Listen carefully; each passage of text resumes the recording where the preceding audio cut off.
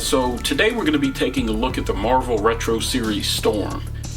And this is a figure that me and a lot of other people have been waiting for, because this is how Storm appeared in the 90s series cartoon. So we're getting closer and closer to completing that team. We're really just waiting now on the upgraded Jean Grey figure that was announced at San Diego Comic-Con. She's going to come in a 3-pack, so that's another figure that I can't wait to get in my hands. But let's go ahead and get Storm unpackaged and take a closer look at her. Okay, so here we have Storm out of the package, and she comes with 2 accessories, the lightning effects that you get right there, 3 if you want to include the cape. They did an amazing job, I think, with the hair detail, so you get that kind of mix of black mixed in with the white, and I think that looks really good. Her eyes are whited out, she has on lipstick, and of course the X logos on her shoulder pads there. This is a body type I believe we've seen before, so in terms of articulation, she has upper torso swivel, her head turns left to right pretty good.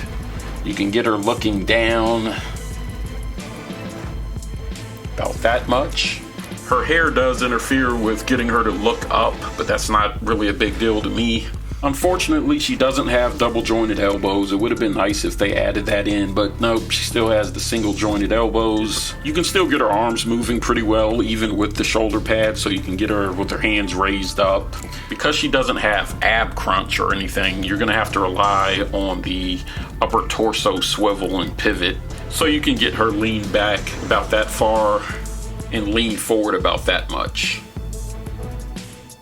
For her legs, she has thigh swivel, double jointed knees, and ankle pivot.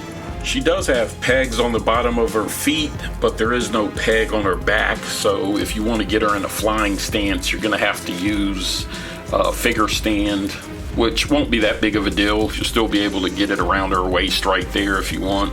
Okay, so here's what Storm looks like on the flight stand with her lightning effects on. And I think I forgot to mention, but the cape is actually made out of a fabric. So because of that, it's going to be pretty flexible in terms of movement, but it also is going to be prone to wrinkles. So I mean, if that's a big bother to you or something, you could probably take an iron and smooth it out a little bit or whatever. And there was another version of Storm that came with the Jubilee Wave Build-A-Figure. I never got that version of Storm because this is the one that I really wanted, and by the time I started collecting, the prices were so insanely high on that figure, I just wasn't willing to pay that price. But now I have the one that I wanted anyway, so it all worked out. Next, we'll go ahead and compare Storm to the last Storm figure that was released, and that was one where she had the mohawk and the 80s style look. Okay, so here we have Storm next to the mohawk version, which I believe was part of the Apocalypse Build-A-Figure wave.